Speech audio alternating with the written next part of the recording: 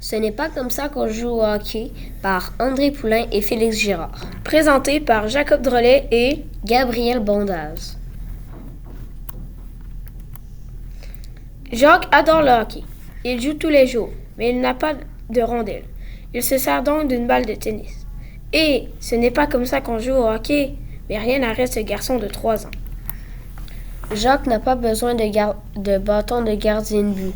Son papa lui en fabrique un avec une racine d'arbre. Et ce n'est pas comme ça qu'on joue au hockey, mais rien n'arrête ce garçon de 5 ans. Jacques est fier de ses premières jambières de gardien. Son père les a faites avec des sacs de pommes de terre et des panneaux de bois. Et ce n'est pas comme ça qu'on joue au hockey, mais rien n'arrête ce garçon de 7 ans.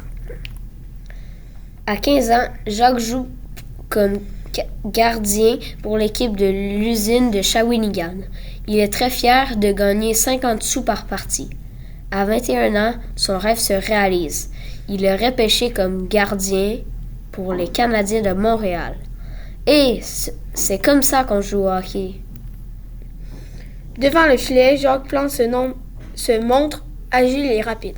Les amateurs de hockey l'appellent Jacques le Serpent. Ils n'ont jamais vu un gardien de but jouer de cette façon. Jacques sort de sa zone de gardien pour arrêter la rondelle. Il patine derrière son filet pour passer la rondelle à ses défenseurs. Et ce n'est pas comme ça qu'on joue au hockey, mais rien n'arrête ce jeune gardien. Il adore réinventer la façon de jouer au hockey. Jacques Plante arrête de milliers de rondelles. Le gardien des Canadiens accumule les victoires et les blessures. Mâchoire fracturée, pommette droite fracturée, pommette gauche fracturée, nez cassé 4 fois, fêlure du crâne et plus de 200 points de suture au visage et à la tête. Jacques sait que les gardiens de but se font souvent blesser. Il sait qu'un seul lancer frappé sur un œil pourrait mettre fin à sa carrière de gardien. Mais il ne se plaint jamais. Il apprend à vivre avec la peur et avec la douleur. Jusqu'à ce qu'un jour, Jacques se dit « ça suffit les blessures, ça suffit la douleur, ça suffit les rondelles au visage ». Jacques se présente donc à l'entraînement. Le visage couvert d'un masque en fibre de verre. Un masque de gardien. Et ce n'est pas comme ça qu'on joue au hockey, mais l'entraîneur des Canadiens, Tou Blake, n'est pas content du tout. Ce masque est trop lourd, trop chaud. Tu ne verras rien. Tu ne verras pas la rondelle. Tu ne peux pas porter cette chose pendant une partie.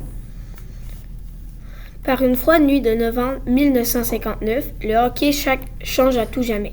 Jacques Plante garde les buts à Madison Square Garden, à New York. Un joueur de l'équipe des Rangers effectue un tir foudroyant. Bang! Le gardien reçoit la rondelle en plein visage. Il a une coupure qui s'étend du nez à la lèvre. Son sang laisse des éclaboussures rouges sur la patinoire. Jacques est amené d'urgence dans le vestiaire des joueurs. Le médecin lui fait des points de suture. Malgré la douleur, le gardien est prêt à retourner devant le but, à une condition. Je ne joue pas sans mon masque, déclare Jacques. Son entraîneur est furieux, mais Tou Blake n'a pas le choix. Pas de gardien, pas de partie. Jacques pose le masque sur son visage enfêlé et retourne sur la patinoire. Avec le visage couvert d'un masque, devant ce gardien masqué, les joueurs de l'équipe adverse sont étonnés et un peu intimidés. Les spectateurs, eux, sont indignés. Le gardien se fait huer par la foule. Et ce n'est pas comme ça qu'on joue au hockey, mais Jacques Plante ne fait qu'à sa tête. Le Canadien gagne la partie avec un pointage de 4-1. À côté de ce soir-là, Jacques Plante porte son masque à tous les parties. Les journalistes et les joueurs, les spectateurs et même les gardiens continuent de se moquer et de l'insulter. L'Halloween est fini. Il a l'air d'un monstre. Il n'y a que les peureux qui se cachent derrière un masque. Et ce n'est pas comme ça qu'on joue au hockey. Mais Jacques ne se laisse pas intimider. Avec son masque il se sent plus confiant, plus audacieux et surtout, il se sent plus en sécurité. Un amateur de hockey demande à Jacques Plante « As-tu peur de jouer sans masque? » Et le gardien des Canadiens lui répond « Si tu sautais d'un avion sans parachute, est-ce que ça prouverait que tu es brave? » Les Canadiens continuent de gagner des parties. Jacques continue de porter son masque. Petit à petit, le public cesse de rire de lui. En fin de saison, les Canadiens remportent la Coupe Stanley. Jacques Plante a maintenant un nouveau surnom, la merveille masquée. Il porte le chandail numéro 1. Il est désormais numéro 1. Et c'est comme ça qu'on joue au hockey. Jacques Plante est un fabuleux gardien. Jacques Plante a aidé les Canadiens à remporter 6 Coupes Stanley.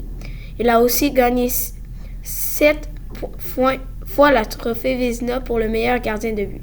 Ils l'ont décidé en 1986. En 1995, les Canadiens rendent hommage à leur célèbre gardien en retirant le chandail numéro 1 pour toujours. Le casque et le masque de hockey sont maintenant obligatoires au hockey. C'est grâce au combat de Jacques Plante, son inventivité et son courage ont changé le visage du hockey pour toujours. L'histoire inspirante du gardien qui a changé le visage du hockey. Jacques Plante adore le hockey. Rien ne peut l'arrêter. Il patine et pratique encore et encore. Grâce à son immense talent et son travail acharné, il devient gardien de but dans la Ligue nationale. Mais le hockey est parfois un jeu dangereux et Jacques se fait souvent blesser. Jusqu'au jour où il se dit « ça suffit les rondelles reçues au visage, les coupures, les fractures ».